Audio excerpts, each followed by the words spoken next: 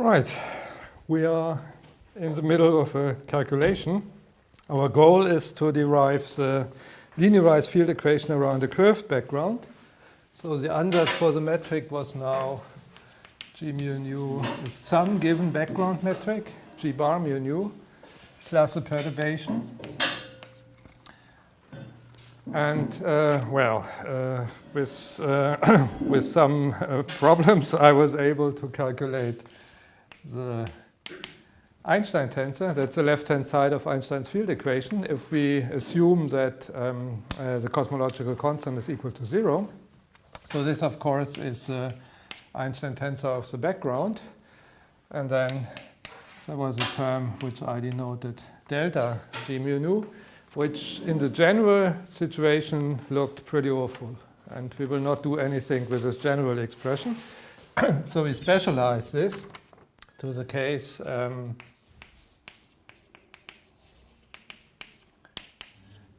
that the background metric has vanishing Ricci tensor. This means that it solves the vacuum field equation. Then, of course, G bar mu nu is also 0, because it's Ricci minus 1/2 the contraction of Ricci with the metric. And then the metric looked already a little bit better when we introduced the trace reversed quantity, gamma mu nu, which is h mu nu minus h/2 G bar mu nu. H is a trace of h mu nu. And our conventions are, always keep this in mind, to raise and to lower indices with G bar. So this is a trace formed with G bar, not with the metric G. And then, of course, G mu nu is 0 plus this delta. And this delta I calculated, we had it on the board. And I have to write this again because we will need it in the following. Actually, I wrote 2 times delta because this is more convenient. We have a wave operator.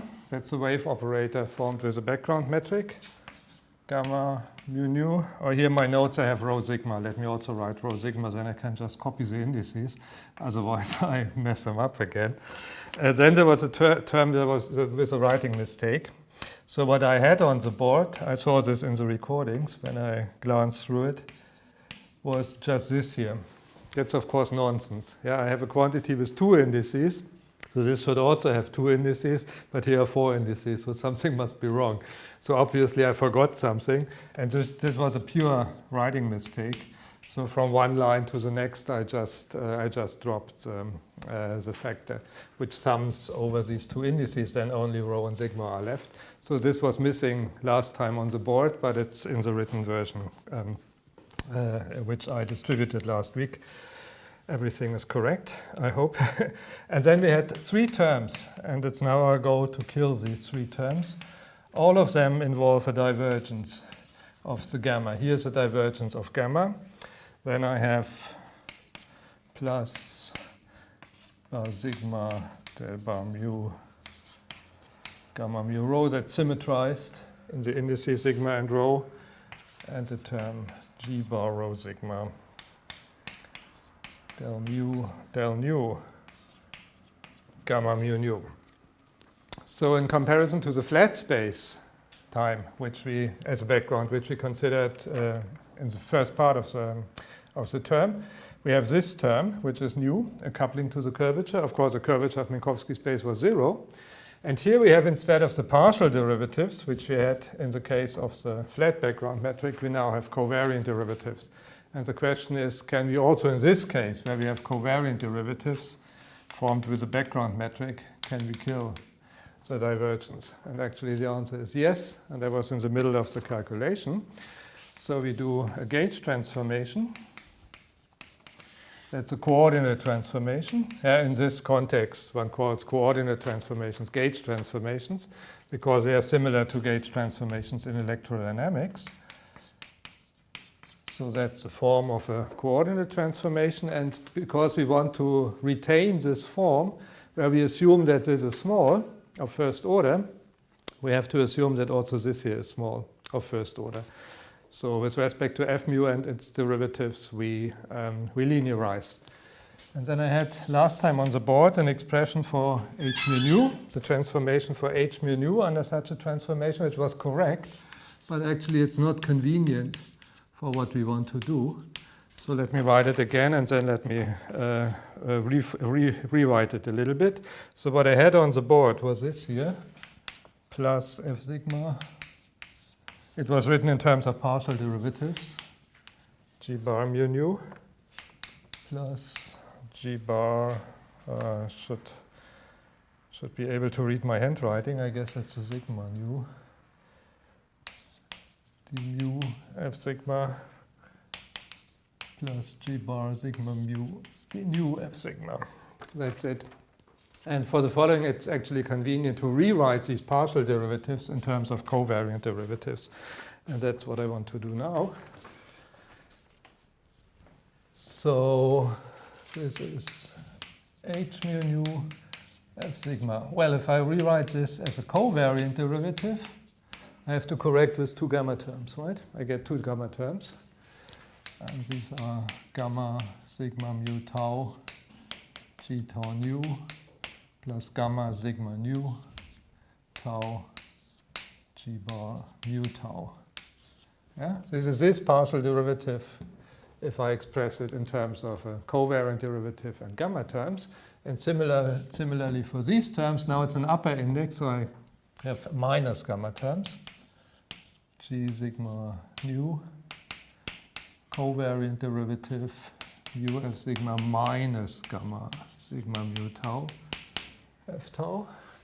And similarly for the last term, g bar sigma mu del bar nu, f sigma minus gamma sigma nu tau f tau. Well, and if I made everything correctly, then the gamma term should drop out. Let's see. Let's look at this term here. Summation index with mu, summation index with mu, summation over f, and here summation over the metric. So I just have to rename the indices. I have to interchange the indices sigma and tau. Yeah? What's called sigma here, let's call it tau, and what's called tau here, let's call it sigma. Then I have exactly this expression. Yeah? So these two terms cancel. And similarly with these here, I have to do the same thing, right? I have to make the sigma into a tau and the tau into a sigma. And I see that I get exactly this term. Gamma is symmetric. Yeah? If I had tau nu or nu tau, this makes no difference. So these two terms also drop out. And then I get what? And you see that's much nicer than what I have in the first line. Now it's a covariant derivative. Oh, wait, this is 0, of course. Yeah? The covariant derivative of the metric is 0. That's one of the defining properties of the Levi-Civita connection. Yeah? It's defined by two properties. First, the covariant derivative of the metric should be 0, and second, it should be torsion-free. These two properties define the Levi-Civita connection. So this is gone. And here, I have now a covariant derivative, so I can pull the metric under the covariant derivative, and then it just lowers this index. Yeah? With a partial derivative, of course, I cannot do this. Yeah? I cannot pull the g under the partial derivative, because the partial derivative of g bar is not 0. Yeah? But with a covariant derivative, I can do it. So I get here just del mu, and the index sigma becomes a nu. And this here, similarly, del bar nu, the sigma becomes a mu. Okay, that's it. That's nicer, right? And from this, we can now calculate, first of all, the trace. The trace is just this transvected with g bar mu nu with upper indices. So this is h plus, so the index comes up, f nu, and that's the same term, so it comes twice. Okay? That's a trace formed with g bar mu nu. And this gives me the gamma, the transformation behavior of the gamma, which was, it's still on the board here, h mu nu minus h half g bar mu nu. So h mu nu goes into this. H mu nu del bar mu f nu del bar mu f mu. And then 1/2 g bar mu nu, g bar mu nu half, times h. And h goes into this here. H plus 2 del nu f nu. Okay, this here is gamma. These two terms together are gamma. So this is gamma mu nu. And yeah, the other ones I have to copy. Cannot do anything with this. Minus 2 over 2 is minus 1. G bar mu nu del nu. And I should use a different index here. You see, nu is already used, so I'm not allowed to use it again. I have to call it sigma, for instance. Okay, and what's our goal? Our goal is to try sending this to 0 by a gauge transformation. So we have now the transformation behavior of the gamma. So now let's see what the covariant derivative of gamma is doing. So this goes into del bar mu gamma mu nu del mu f nu plus del nu f mu. And here the mu is pulled, becomes a nu f sigma. Okay. So this is what? Yeah, can't do anything with this. This is a wave operator. What can I do here? Okay, I do it slowly. I rename the index mu. I raise and lower the index mu. Yeah. Then I have del bar mu, del bar nu, mu. That's the same thing. Yeah. I multiply with a metric with indices down here and with indices up here, which is allowed because the metric is covariantly constant, and then the indices have the other position. And here I do the same thing. I pull these indices. Then I rename this into a mu. Then I have del bar nu, del bar mu, f mu. Okay? And this is now a commutator of covariant derivatives. Commutator of covariant derivatives can be written in terms of the curvature tensor. Wait a minute, did I forget a term? Something is funny.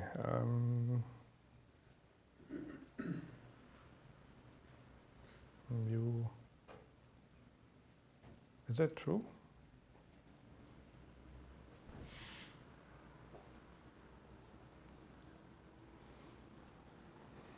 Yeah, I think it's true. I have a dim remembrance that I had a third term, but let's see what we get. Let's see what we get. So let me just copy this. Mu gamma mu nu plus wave operator f nu. I copy this. No, what is this? This is a commutator of covariant derivatives. So this is a curvature term. So this is plus curvature. The lower indices are mu nu. Then I have the summation index tau, and the upper index is a mu. Okay? So that's this commutator of the two covariant derivatives. So that's one way in which you can define the curvature tensor. You can define it in terms of such a commutator. Yeah? Or if you are not familiar with this formula, then just write this out in terms of the gammas, write this out in terms of the gammas, and you see that it's the same. Okay, but this is Ricci, right? This is Ricci, nu tau, and we are on a space-time where this vanishes. So this is 0. And that's what I wanted to get. So we see, if we want to transform this covariant divergence to 0, then we have to choose the f nu such that this becomes 0. Yeah? So we are in a certain coordinate system. We have calculated the gammas. This gives us this expression. So we can calculate them. And now the question is, can I transform to another coordinate system with the help of these functions f mu so that this equation is satisfied? And this is a wave equation, right? This is a wave equation with an inhomogeneity. So for gamma mu nu to 0, we have to choose f nu such that the wave operator applied to f nu is minus del mu gamma mu nu. This is given, right? We can calculate this in the coordinates in which we are starting. And the question is, can this be done? Well, the answer is yes. At least locally it can always be done, and for many spacetimes it can be done even globally. So let's assume we choose a space-like hypersurface, x naught equals 0. And we give initial values for f nu on this hypersurface and for its derivative with respect to this x naught coordinate. Then this can be solved for the second derivative. Yeah, the second derivative with respect to x naught. And by Cauchy-Kovalevsky, if everything is analytic, we can actually solve this differential equation locally. Yeah? If you do not want to require everything to be analytic, then you cannot apply Cauchy-Kovalevsky. Then you need a little bit more theory about partial differential operators. So you look up a book about partial differential operators, you find that this, on an arbitrary Lorentzian manifold, is a strongly hyperbolic operator. Yeah, it's what is called strongly hyperbolic. So this initial value problem has actually always a unique local solution, even if the coefficients are not analytic. So they have to satisfy some Sobolev condition. I don't know what exactly. I know first derivative must be square integrable or something like that. But for all practical purposes, you can always solve this equation locally. Yeah. So the solution exists and is actually even unique if you prescribe the initial data locally always.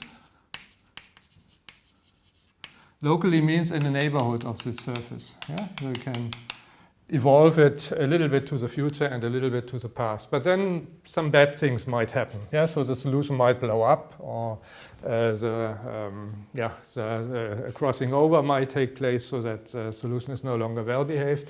So in general, it does not work globally, but it does work globally if the space-time is what is called globally hyperbolic.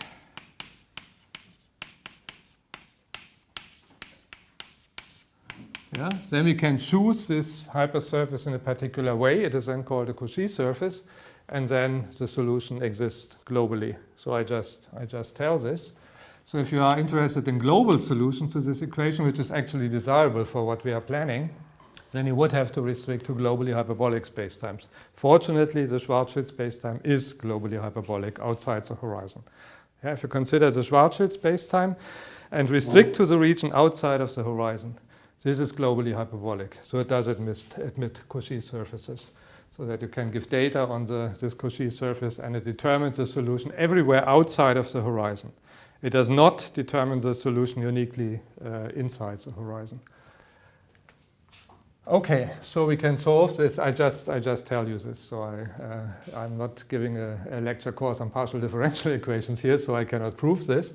But so you can find a lot about the wave equation on curved spacetimes, for instance, in the book by Bob Wald. Yeah, I think it's just called Relativity. One of the General Relativity. One of the best textbooks on general relativity, in particular for readers who are interested in mathematical rigor. Yeah. So Bob Wald is a mathematical physicist, one of the most famous in our time, and so he's very careful about giving all the conditions precisely and working out all the mathematical details rigorously. So there you find a lot about this operator on curved spacetimes. He discusses this in some detail, in particular also the initial value problem. Okay, so let's assume that this is true, and it is true, I promise. Then we can solve this equation. This means we can transform the covariant divergence of the gammas to 0, and then we can kill these three terms, which are with a dashed underlining. So then we can choose the gauge such that del bar mu gamma mu nu equals 0. Yeah, and this is called the generalized, or most people omit the word generalized Hilbert gauge. So it's what Hilbert did in 1916, I think, for a flat background, where these are just partial derivatives. So this is a generalization now to a curved background, and you see it works. But it's essential that the background is Ritchie flat. We have really used this, right? We have used this here. So if the background is not Ritchie flat, you cannot use a Hilbert gauge. Yeah, you really need this assumption here. Okay, so then we have the field equation. Oops. So the field equation, linearized field equation,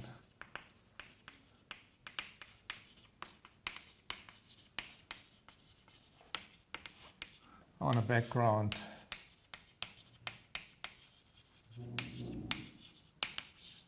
with r bar mu nu equals 0 reads, well, all these terms, the last three terms are gone.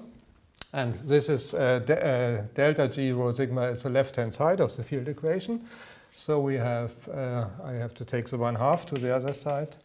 1/2 box gamma rho sigma plus the curvature tensor tau mu rho sigma gamma mu tau is kappa t rho sigma. And we have the Hilbert gauge. Yeah?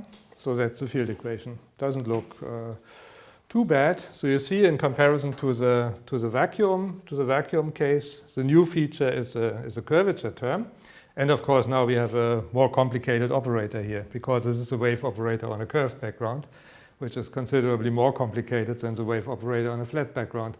But in addition, we have this coupling to the curvature here, which cannot be eliminated by a gauge transformation. Okay, so this was the general situation. So to sum up, it looks pretty awful for an arbitrary background. If we are on a Ritchie flat background, then it's not too bad. Then we can again introduce a Hilbert gauge, and the equation doesn't look too bad. Okay, so now let's draw some conclusions from this equation. What I want to show now is, well, how did we proceed in the case of a flat background? We first derived the general equation, that's what we have done here, and then we considered vacuum solutions. So we considered the solutions where this is 0. Not only the background is Ritchie flat, but also the perturbed metric is assumed to be Ritchie flat. So that's what we want to have if we discuss gravitational waves, because gravitational waves, they are, if we observe them away from the sources. And in the case of the flat background, we could solve this equation explicitly in terms of plane harmonic waves. That's not so nice on a curved space-time. We will not be able to solve them explicitly, but we can study at least some properties. So one of the properties we are interested in is the following. In the flat case, we have seen that the gravitational waves propagate at the speed of light. And the question is this also true on a curved background? And that's one of the questions we want to discuss now. So this goes under the name of geometric optics. This is meant as an analogy. Yeah? So we do the same thing which they do in optics in order to derive the geometric optics. We do this now with gravitational waves instead of electromagnetic waves. Or maybe off is better, of gravitational waves on a background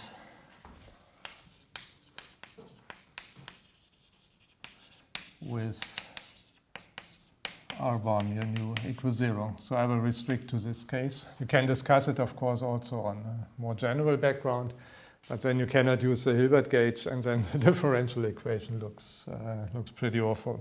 So I restrict to this case. May I ask a question? Sure. So where does this T r rho sigma come from? Because we have like which equal to 0, right? On the background. So the question is where this energy momentum tensor comes from. So we are on a background. And now you can assume that you distribute energy, mass, energy, momentum, whatever you like, everything which contributes to the energy momentum tensor. And as long as this is a small amount of energy, so that the linearization is still a viable approximation, that's a reasonable setting. So you may assume, actually we also did this on the Minkowski spacetime, you remember? Also on Minkowski spacetime we considered the case that the T rho sigma is non-zero, at least in part of the calculation. So if you are far away from the sources and you ask what kind of gravitational waves arrives with you, then of course you are in a region where this is zero. Yeah? And actually we will now consider the case that it is zero. But in general you can consider this equation with T rho sigma different from zero. So it's like delta T rho sigma actually. You may call it this way. Yes, you may call it delta T rho sigma. But the T bar rho sigma is zero then. Okay. Okay, good. So what is the equation? We have gravitational waves. We are in vacuum. So we have the linearized vacuum field equation. Linearized vacuum equation. Field equation.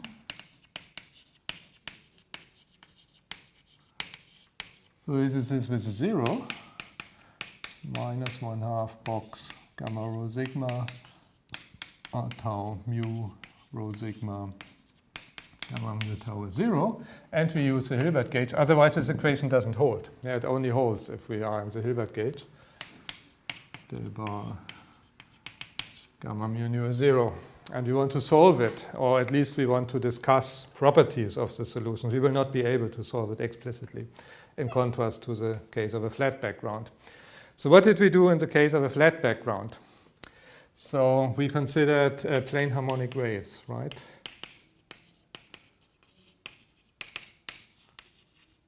Plane harmonic wave solutions. These were of the form, actually we use the TT gauge. I'm commenting on the TT gauge in a minute. So it doesn't matter for the case that we were on the flat background if I write H or gamma. Yeah? So H mu nu or gamma mu nu of x was of this form. There was a constant amplitude, which I denoted A mu nu, was complex. And then the usual exponential factor for plane harmonic waves. So this is a complex amplitude. This is a real wave covector. Yeah? And the question is, do solutions of this kind also exist on a curved background? And the answer is no. They don't exist. Yeah? If you make this ansatz with a constant A mu nu and a constant K sigma, plug it into this equation, and you get a contradiction in general. Yeah? So plane harmonic wave solutions do not exist. Not in general exist.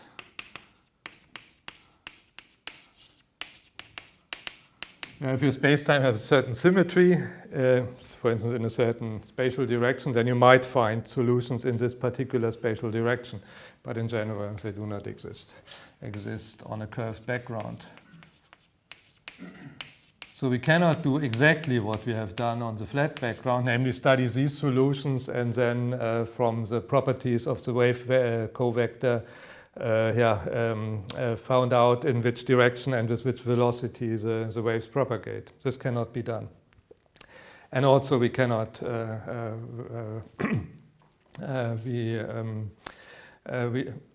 I say later something about the amplitudes. So what else can we do? So the goal is we want to investigate the question, is the statement still true that gravitational waves propagate at the speed of light? And in a certain sense it is true. And what one does in order to derive this is one relaxes this ansatz. Instead of a strict plane harmonic wave, one considers something which resembles plane harmonic waves, which approximates plane harmonic waves in a certain sense. And this is done in the following way. So we do an approximate plane harmonic wave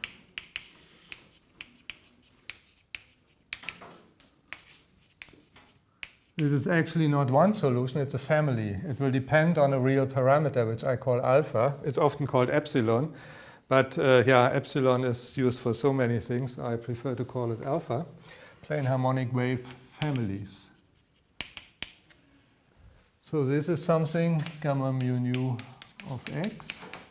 It's again the real part. I begin with the exponential part. Instead of having something of this form here, which is linear in the axis, I write the function s of x, a scalar function, real scalar function s of x, and I divide by this family parameter alpha. And then here I have an amplitude which is not constant. I call it little mu nu. It is a function of x in general. And then a linear term in alpha with an amplitude I call b, and then terms of quadratic or higher order. So that's what one calls an approximate plane harmonic wave family. So it depends on a real parameter alpha, and it involves where s is a real scalar function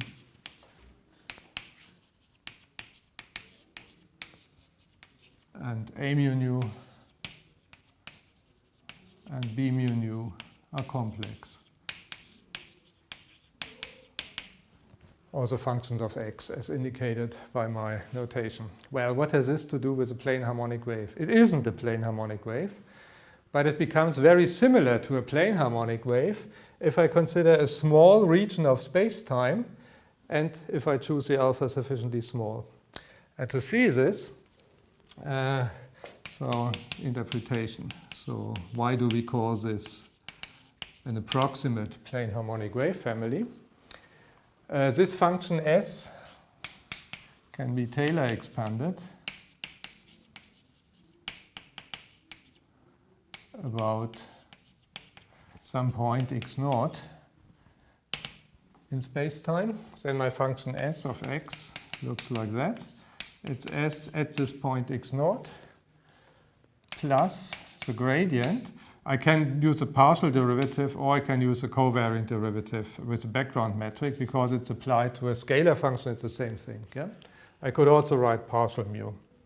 But for the following, it will be convenient always to use a covariant derivative at the point x naught, x minus x naught, and then the higher order terms, right? The quadratic and higher order terms in this, there are indices missing in this difference. So, well, this resembles the term which we have in the face of an exact harmonic wave, right? So what's called the gradient of s in this case corresponds to the k here, yeah?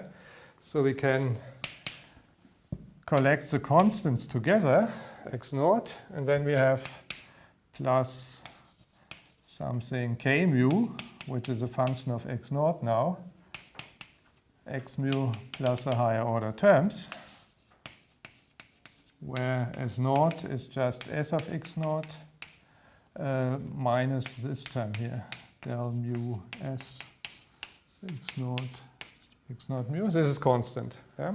This doesn't vary over the neighborhood of the point x naught. And the k mu of x naught is this here. Okay, so the gradient of the s corresponds to the wave vector, and then we can write our ansatz here when gamma mu nu of x is what? It's a real part of, I write just the term where this term here is considered, k mu of x naught x mu over alpha. This is not good, this notation. Sorry. I want to include the alpha in the k mu. Sorry, that's not good. That's not good. Let's stick to this notation here of x naught. So then I don't need this line. Let's introduce a k a little bit later. So let's write here, oops, del bar mu s of x naught. And here I have what? here I have now the factor e to the I as naught over alpha, which is a constant. A mu nu of s plus the other terms. Well, let me write the next term also. Plus alpha e to the I as naught over alpha b mu nu of x. Hope you can read this. Oop. Okay, here are more terms, of course. Oops. Here are the higher order terms over alpha. Now it becomes really a mess. Maybe I write it again. Or can you read it? Maybe I should write it again. So this is a Taylor expansion where I have written the zeroth order term separately, right? This is the rest of the Taylor expansion. Here's the zeroth order term from the Taylor expansion, and the other terms I've just copied. And now you see it. You see for small alpha, I can neglect these terms on a sufficiently small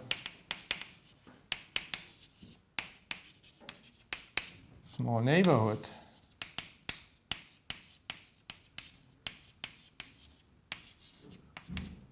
Of x naught, I have the following: gamma mu nu of x is approximately the real part of e to the I. Now comes a k. X mu a mu nu. Oops. With k mu is the gradient of s at x naught divided by alpha. That's the wave vector. And the amplitude a mu nu is e to the I as naught a mu of x naught. Yeah? So if I am on a neighborhood which is sufficiently small, then I can do the following. Then I make the alpha small. Making alpha small means that I have many, many surfaces s equal constant in this neighborhood. Yeah? The smaller alpha, the narrower the surfaces s equal constant come to each other. Yeah? So the gradient of s is scaled with alpha in the exponent here. Yeah? So if I make alpha small, then I get a rapidly varying phase. So these are the surfaces s equal constant. And if the neighborhood is small, then this a mu of x is approximately the value at this point. Yeah? The a mu is not affected by the alpha. So if I make the alpha small, the a mu the a mu nu is still what it was. Yeah? So by making alpha small, I make the phase varying as rapidly as I like without affecting the amplitude. So the amplitude is still varying on larger scales. And the higher order terms can be neglected because when I choose the neighborhood sufficiently small, right? The Taylor approximation up to a certain order is a good approximation on a small neighborhood of the point x naught. So these terms are not relevant if the neighborhood is sufficiently small. And I said already that the amplitude is approximately constant on such a small neighborhood. And if I'm now looking at such a neighborhood, then it looks like a plane harmonic wave. Yeah? So alpha small means I have many oscillations on this chosen neighborhood, and this means that the wave covector, I should say, the wave covector becomes big. In particular, the temporal component of the wave covector becomes big. This is a frequency. Yeah? This combines the frequency and the spatial wave covector into a 4-vector. So if I make k mu big, I make in particular the frequency big. So alpha small means big frequency. So alpha to 0 is called the high frequency limit.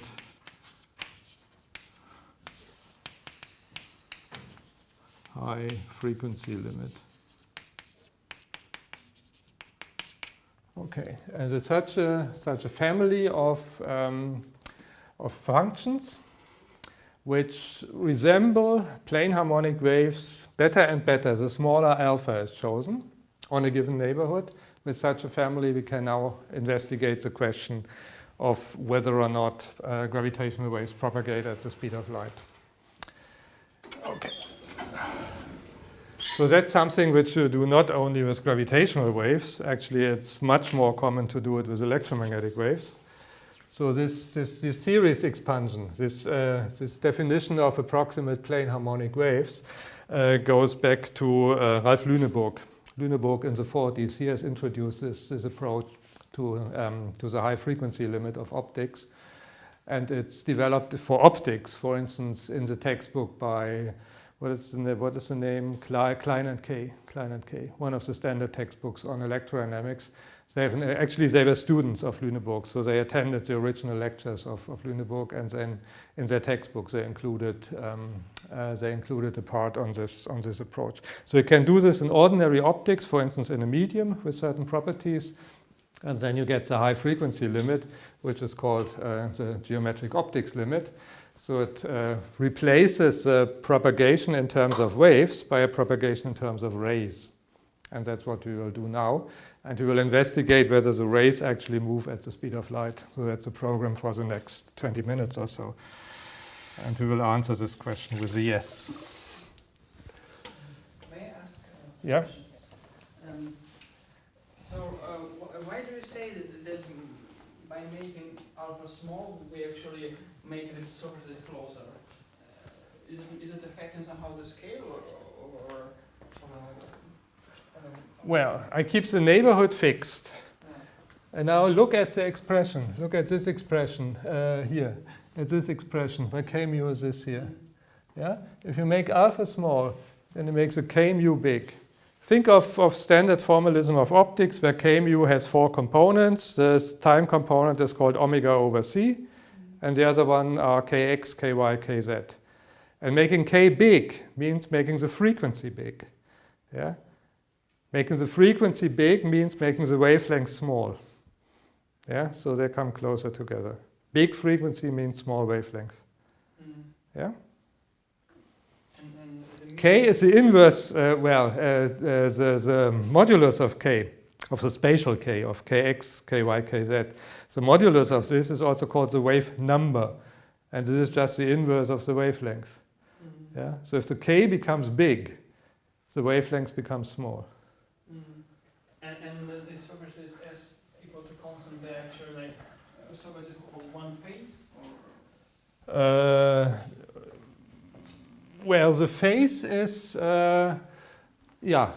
is S divided by alpha. That's the phase. Look at the ansatz. Yeah? S divided by alpha is the phase.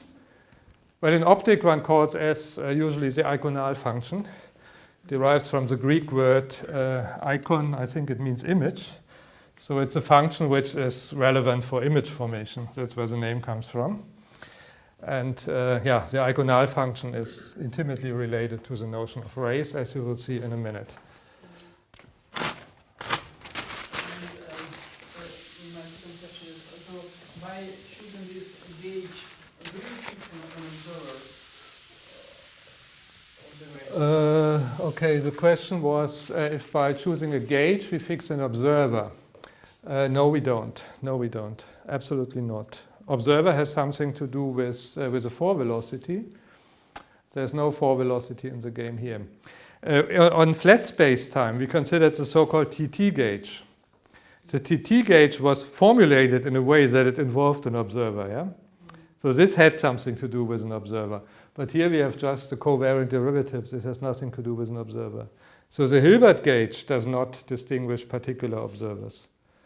And, well, okay, since this question comes now, I can say it already now, what I wanted to say later. What about the TT gauge?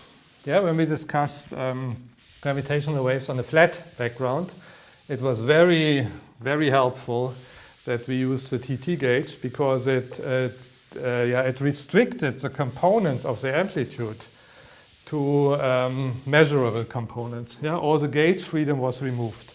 If you choose the Hilbert gauge alone, no further condition, we still have a certain gauge freedom. So some components of the amplitude are still pure gauge. Yeah, they can be transformed away by a gauge transformation. This, in the case of the flat background, we could remove this freedom by choosing the TT gauge. And you may ask, does a TT gauge exist also on a curved background? Unfortunately, the answer is no.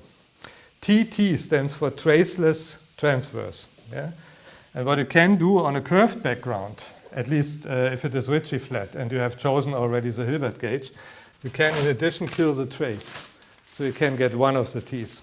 Yeah? So you can do an additional gauge transformation within the Hilbert gauge so that you have a traceless gamma. This means the gamma mu nu is the same as h mu nu. But if you give me a time-like vector field, an observer field, and you want to choose the gauge in such a way that the wave is transverse, yeah? So that if this is a propagation of the waves, then only in the direction transverse to the propagation direction you have amplitudes, then this does not work in general. The time-like vector field must satisfy particular properties, which in general do not exist on an arbitrary spacetime. So you cannot introduce a TT gauge on a curved spacetime in general. And that's what makes the matter a little bit more complicated than in the case of flat spacetime.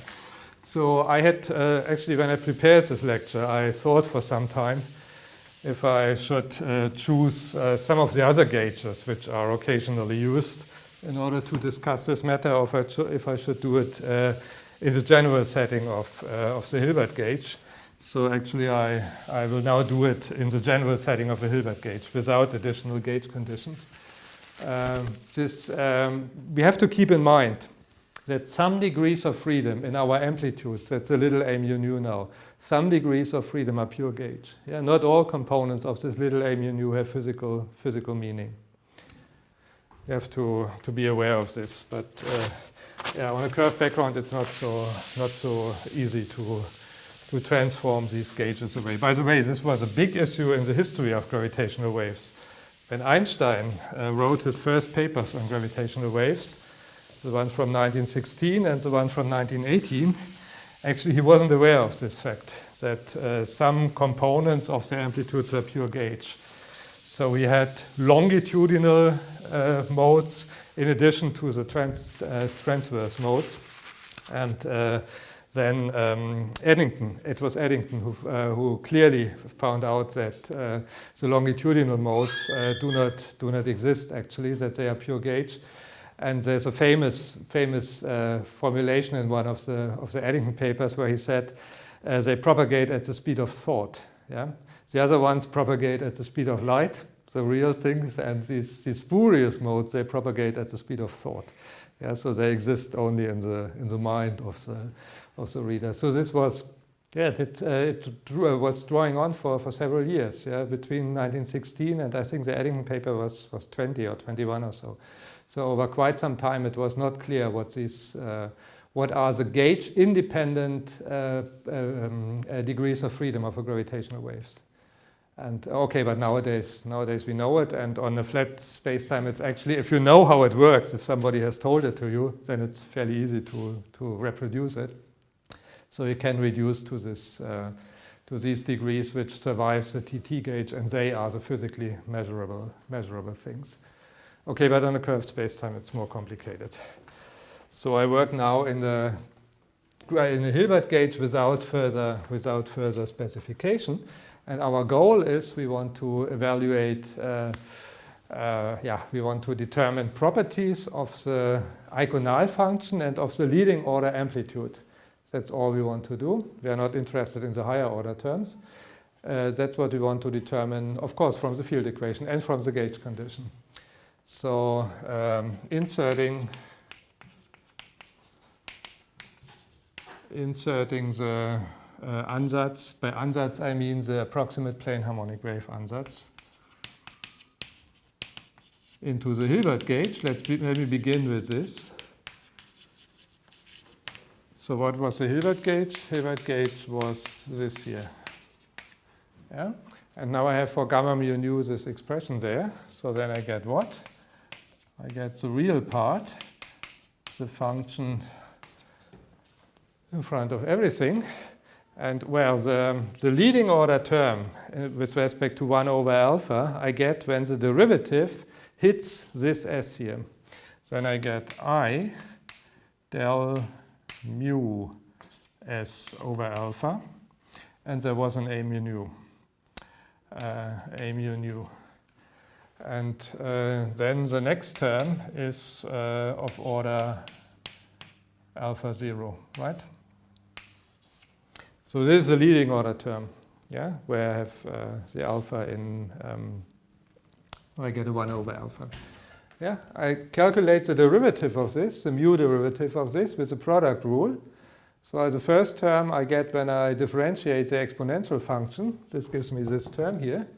And then all the other terms are of order alpha 0 at least. So, of course, I assume that S is not a constant. Yeah, this gradient should not be 0. We don't want to have gravitational waves with a wave covector which is a 0 vector. Yeah? So this is not constant. If this is not constant, if this oscillates on the, on the neighborhood where I am, then this solution, then this equation with a 0 here can be satisfied only if this here is 0. Yeah? Because this, I can decompose this in cosine and sine, right? Cosine and sine are linearly independent functions. So this cannot cancel each other. These terms cannot cancel each other. So whenever you have such an expression, yeah, here's some oscillating phase, and then some complex number here, and the real part of the whole thing should be 0, then this what's here in the bracket must be 0. So this can hold only if this is 0. So this is, and if I multiply it with alpha, then I get del bar mu s a mu nu plus O of alpha is 0. So if I send alpha to 0, that's a high frequency limit. Yeah. So in the limit alpha to 0, I get del bar mu s a mu nu equals 0. That's our first our first condition, which comes from the Hilbert gauge. So the gradient of S must be in the kernel of the amplitude. The amplitude is symmetric, of course, so it doesn't matter if the sum is over the first or the second index. Yeah? So that's the first condition which comes from the gauge. And into the field equation, okay, it's a little bit more complicated, but not too complicated to calculate. Into the field equation. So the field equation was this. 0 was there, up there. Well, let me write it in this way. Box gamma rho sigma minus 2r bar tau mu rho sigma gamma mu tau. Okay, that's the field equation in the gauge which we are using. Okay, now I have to work this out. So this is covariant derivative applied to the real part, and then I have the covariant derivative under the real part. So here I get, this is already the derivative, I should look up there.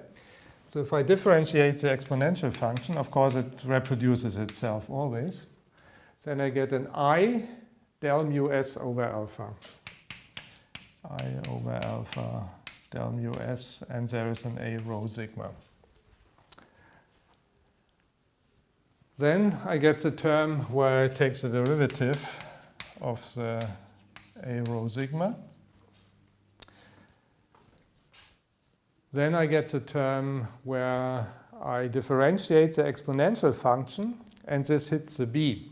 This is also in term of order alpha 0. So this is plus I over alpha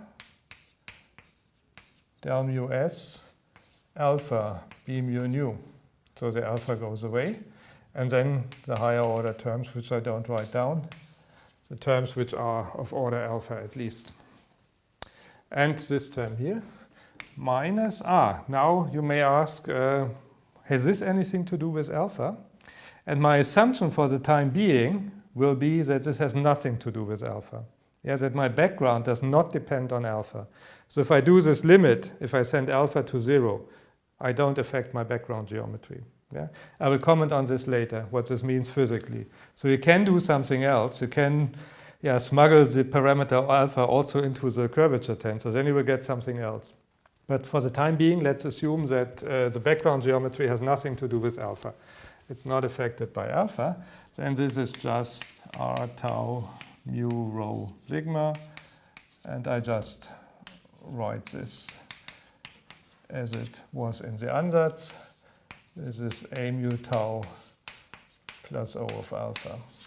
Okay. So the whole thing is of order alpha to the power 0, right? And here I have already one term with 1 over alpha. So we will see in a minute that this plays no role. It's a curvature term. So now let's pull this derivative also into the real part. And I have real e to the I s over alpha. So if I differentiate another time the exponential function, then I get I times the gradient of s over alpha. So I get I times I, that's minus 1, over alpha squared. Yeah, I get it from the derivative here, and there is already one. Del bar mu s a rho sigma. Yeah, that comes from the term when I differentiate this. Then there is a term where I differentiate this. So I have plus I over alpha. So let's apply the derivative to the first term. Del mu s a rho sigma. And then let's apply to the second term. Mu s, so this is del mu a rho sigma.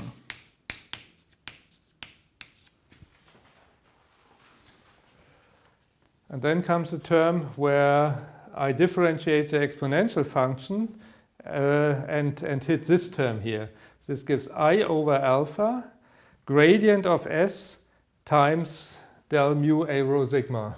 And I think this term I already have. It is this term here again, so I get this twice. Yeah? It comes once when I differentiate this here, and it comes a second time when I differentiate the exponential function with this factor. And here, do I also get an absolute term? Yes. If I no, a term with 1 over alpha. We were at order 1 over alpha. When I differentiate the exponential function and hit this term here, I also get something. So I get I times I is minus 1. 1 over alpha comes here. Del mu s b rho sigma. And everything else is of order 0. And that's it. And that's everything. That also includes this term here, because this is also of order alpha to the power 0. Yeah? So everything is written there. Okay, now the same argument. S is not a constant, so this in the round bracket must be 0. Yeah, the whole thing is 0. That's the field equation. So this can hold only with a non-constant S if the round bracket is 0. And if I multiply this with alpha squared, or rather with minus alpha squared, I get del bar mu s a rho sigma minus I alpha del bar mu s a rho sigma minus 2I alpha del mu s del mu a rho sigma plus alpha del mu s b rho sigma plus O of alpha squared, right, is 0. So that's what we get. So in leading order, if we send the alpha to 0, we get the condition that this must be 0. Yeah? get del mu s a rho sigma is 0. Now our amplitude should of course not be 0. Well, it may be 0 at some particular points, but certainly not on an open neighborhood. So this should not be 0. So if this is identically 0, this can only be true if this here is 0. So we get del bar mu s is 0. So that's what we get from the leading order. So the Eikonal function satisfies, the gradient of the Eikonal function satisfies this partial differential equation. By the way, it looks like a Hamilton-Jacobi equation. Yeah? If you remember what you learned in classical mechanics, such an expression, Hamiltonian function with the gradient of a function s put into the argument, that's a Hamilton-Jacobi equation, right? And actually this, the Eikonal equation is formally completely analogous to the Hamilton-Jacobi equation from classical mechanics. Actually, when Hamilton invented his formalism, what we now call Hamilton's equation and the Hamilton-Jacobi equation, he did this in optics, 1820 something. So Hamilton came from optics, and only later did he realize that this can also be applied to classical mechanics. So this is the historic origin of the Hamilton formalism. Well, not on a curved background, of course. Yeah? He was on a flat background in a medium. But apart from this, exactly the same formalism.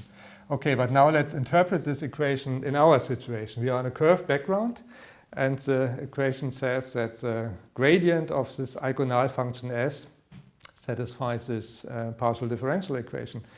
And my claim is, and I will prove this claim in a minute, claim the integral curves.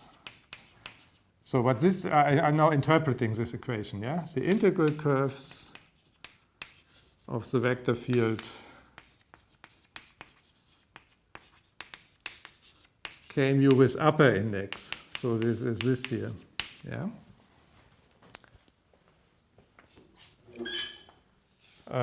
The integral curves of the vector field K, you could also put the alpha, yeah? This doesn't matter because here I have the 0. Yeah, so if I multiply this with an arbitrary finite parameter alpha now, it doesn't matter. So the vector field, the integral curves of the vector field are light like geodesics.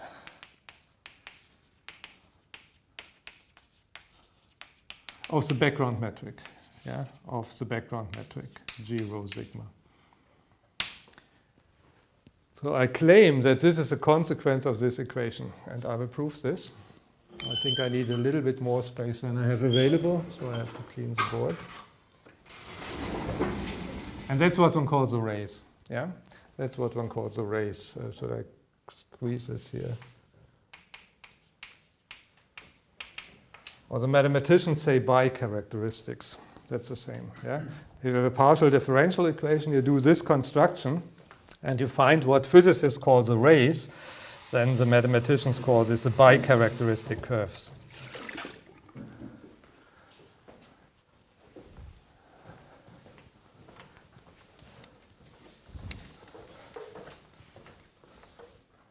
Oops.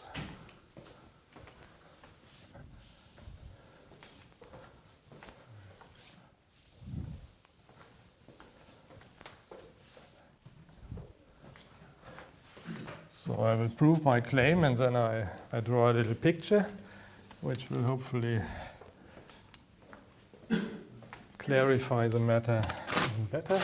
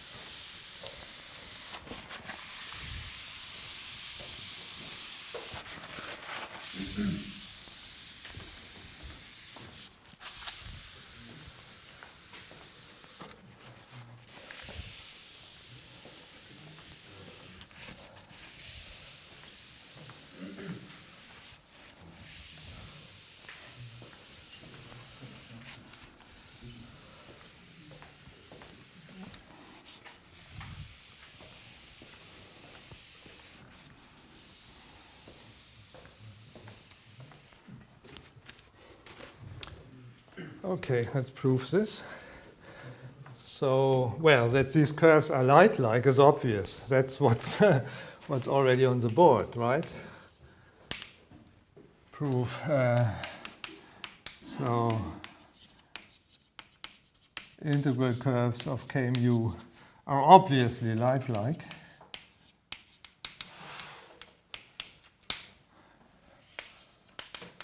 Well, I just have to rewrite the equation in a slightly different way. So I have the equation that this is 0, right? So this is k mu, and this means that this is 0, right? So you may write it even more in an even more detailed way as this here, right? We pull indices with the metric g bar. So the g with the lower index is the k with the upper index pulled with the g bar. And now you see it means that k mu is a light-like vector, and this means the integral curves are light-like curves, right? That's obvious. The non-trivial statement is that these are geodesics. That's what we have to prove. So we have to prove that they are geodesics.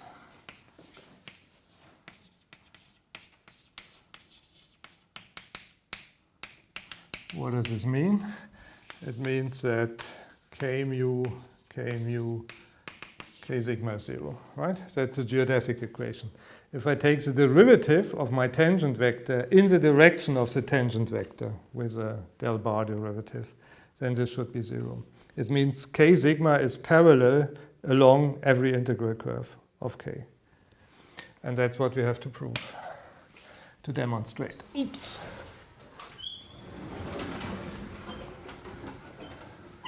So we do this by applying the operator del sigma to this equation, which we have just discussed. I write it in this way. So what do we get? Well, if I differentiate the 0, of course I get the 0. And if I differentiate this here, I use the product rule. This is covariantly constant. Yeah, so this derivative doesn't, it treats this as a constant. Yeah? And here I get 2 times the same term, yeah, because this is symmetric. So I get 2 times g bar mu nu k mu del sigma k mu. Okay? Okay, this g bar mu nu pulls this index. So this is 2k mu del bar sigma k mu. And remember what k was. K was the gradient of S. That's a crucial thing. Yeah? If I have an arbitrary light-like vector field, then the integral curves are, of course, not geodesics. But if this vector field is a gradient of a function, then it is geodesic. That's what we use. Yeah, we use that the k is a gradient of a function. And where we have 2 covariant derivatives applied to a scalar function. On a scalar function, covariant derivatives commute. So I can write them in the other way. So I can write k mu del sigma S. And this here is k sigma. So this here is 2 k mu del bar mu k sigma. And that's already, yeah, okay.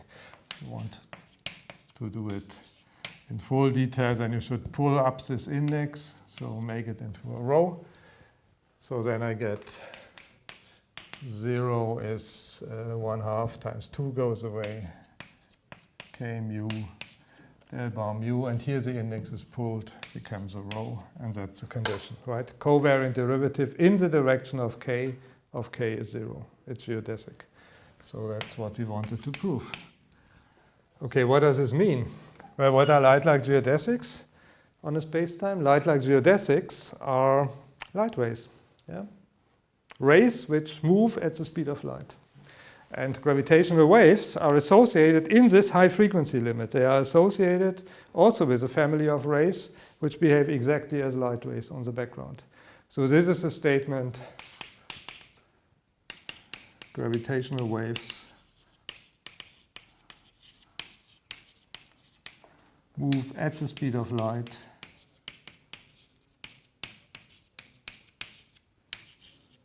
They move exactly in the same way as light rays in the high frequency limit. That's what we have used.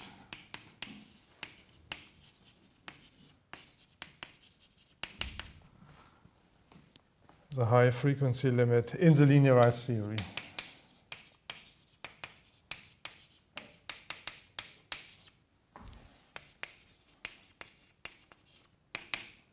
Yeah? So if we do the linearized theory, if we have a background, then it's clear what is meant by the question, do gravitational waves move at the speed of light? Yeah, it means, do they move at the speed of light as it is determined by this background? The background geometry has light cones, and the question is, are the rays of my gravitational waves, are they light-like geodesics of this background metric? If you are in the general theory, if you do not linearize around the background, it is not even clear from the outset what the question means. Yeah, what you mean by the question, that gravitational waves move at the speed of light.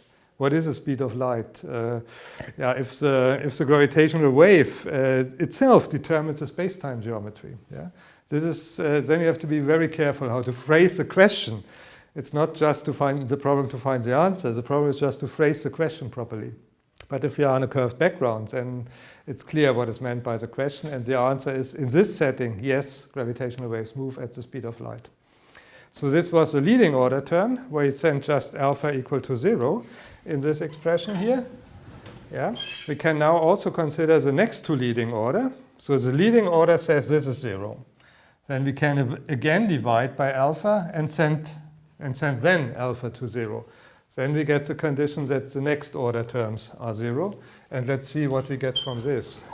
This is also an interesting result. So next to leading order. Oops. With respect to alpha. So it's the terms which come with the factor alpha in this expression, right? Okay, let me write it exactly in the way as it is there. Then I manipulate it a bit. Minus I del mu s rho sigma minus 2I del mu s del mu a rho sigma. And then there's a third term, plus del mu s, the next order amplitude.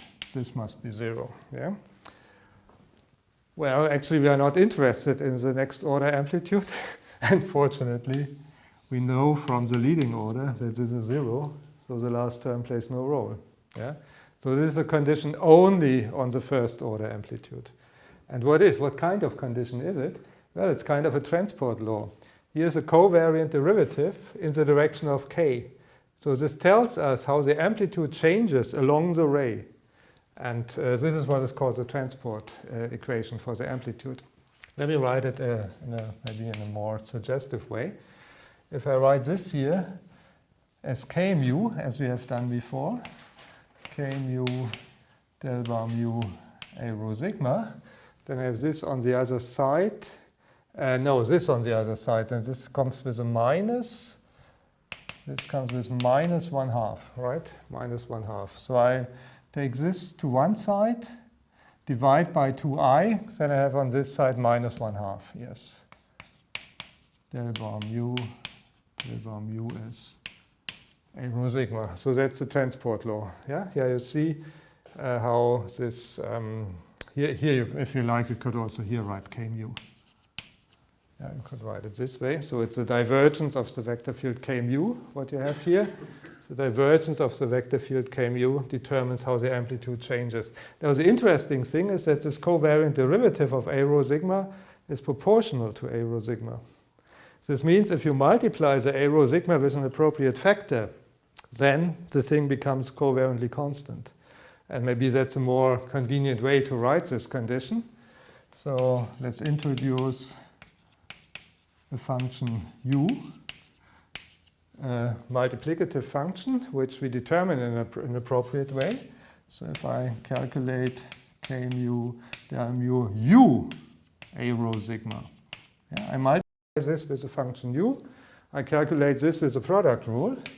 So this gives me del mu u a rho sigma plus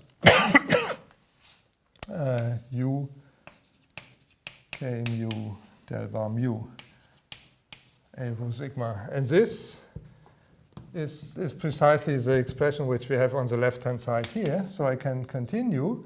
This is k mu del bar mu u minus 1/2 this term a rho sigma. Okay. So you see, if you choose the u in such a way that this bracket becomes 0, then we get something which is covariantly constant, which is constant along the ray. So choose u such that it satisfies the first order differential equation. First order differential equation. Yeah, that this here becomes 0. K mu del bar mu u is, there's a u missing somewhere. I think I forgot a u here. This u I forgot, yes.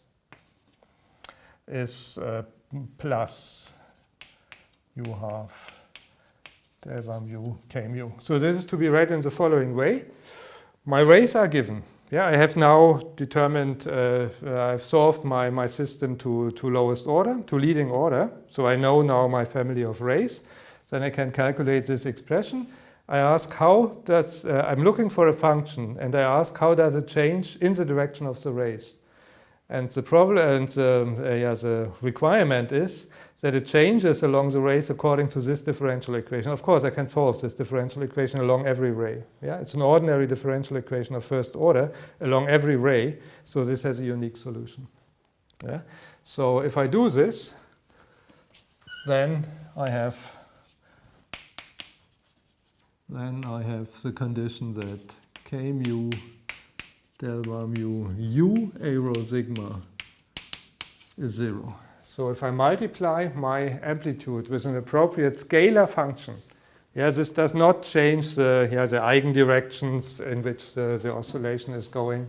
It just multiplies this with a normalization factor. Then I get something which is covariantly constant. And again, this is quite analogous to optics. Of course, here I haven't said it, but I think everybody knows that, of course, this is also quite analogous in optics. Yeah? If you consider not the linearization of Einstein's field equation on a curved background, but if you consider rather Maxwell's equations on a curved background, you can play the whole game. And you get the rays which come out of this formalism are then just the light rays. The rays of electromagnetic radiation. And of course, they satisfy precisely the same equation.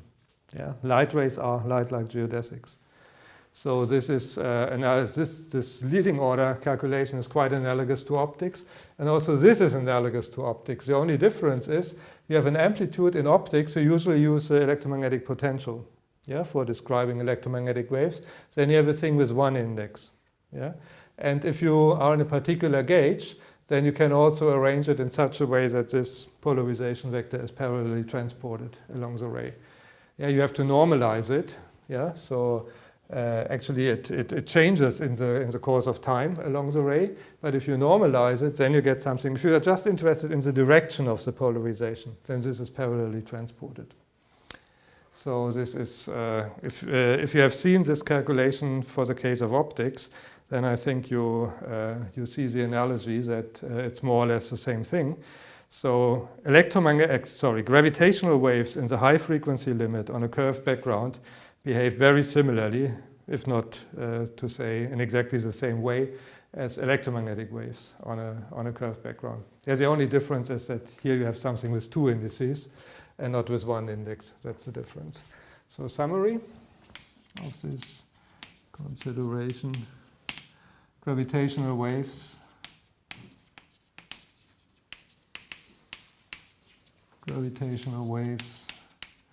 in the high frequency limit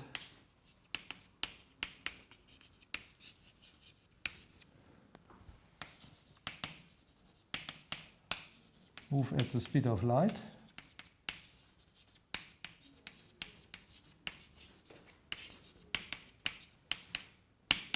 and with an appropriate normalization factor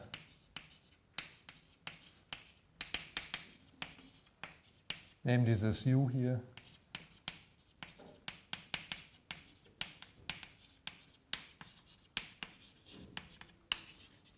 the amplitude is parallel transported along the ray. The amplitude is parallelly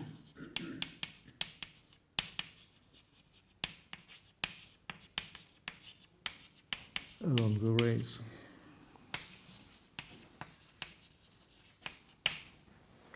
Okay, what we have done here was based on the assumption that our scaling parameters, this parameter alpha, which we send to 0 when we consider the high frequency limit, that this does not involve the background space-time. What's the physical idea behind this? The alpha makes the phase more rapid. Yeah? The alpha should not influence the amplitude of the gravitational wave, so the amplitude does not involve a factor 1 over alpha. And in this ansatz, it also does not affect the background space-time. This means this scheme is reasonable if we have something with a rapidly varying phase, which means with a comparatively small wavelength, on a background with an amplitude where the amplitude changes only slowly and also the background geometry changes only slowly. Yeah?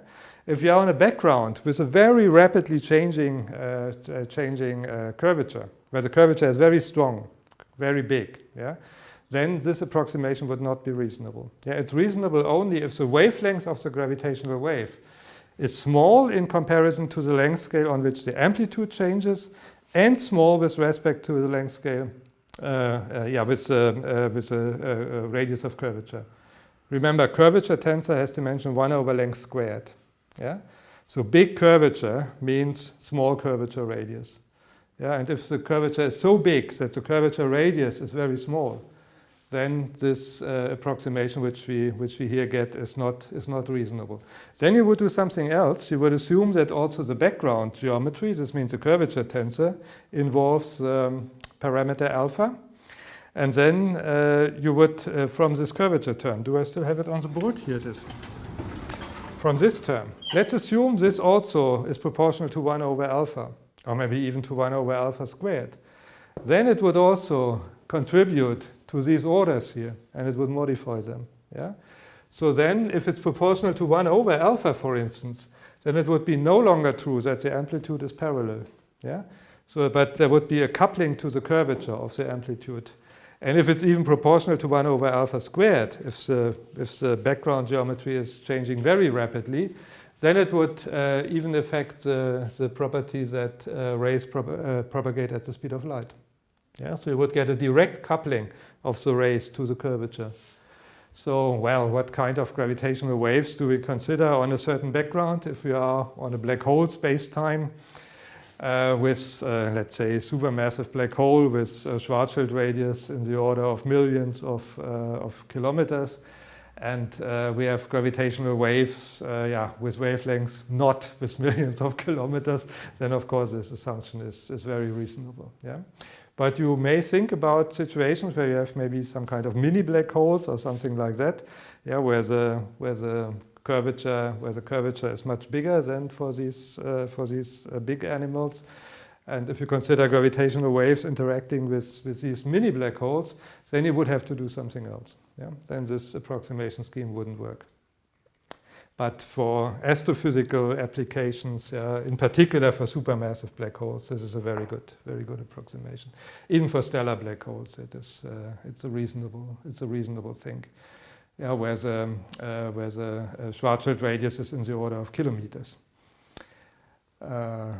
Yes, okay, so 4 minutes. I think there's no point in starting the next chapter in these 4 minutes. So are there questions on this? Yeah. So, and doesn't this, in this last case, when the curvature is also dependent on alpha, for instance, can it happen that the gravitational waves, they propagate with a speed bigger than the speed of light? Okay, the question was if I have this curvature coupling, if this is, for instance, proportional to 1 over alpha squared, if then gravitational waves could move at a speed bigger than the speed of light. That's an interesting question. I don't know this actually.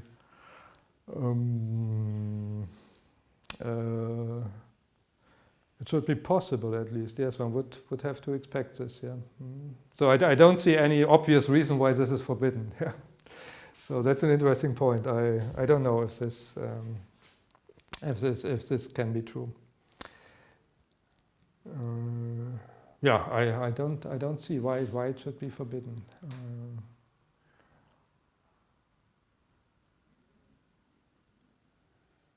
Okay, I have to think about it. I try to figure this out. I don't know it by heart. Any more questions or comments? Okay, then what we do next time, well, then we will start with gravitational waves on Schwarzschild spacetime. And actually this will keep us busy for a while. So this will lead to the famous Recco-Wheeler equation, and the derivation is not an easy task. So I think I will need until the end of next week for deriving and discussing the Recco-Wheeler equation. I will not do everything on the board because the calculations are too awful, but I will at least outline the line of thought. And then after that, we will have about 2 more weeks. And in these 2 more weeks, I will discuss exact solutions to gravitational waves, the Brinkmann waves in particular, and the Beck-Einstein-Rosen waves. So that's the program for the rest of the term. Okay, see you on Friday.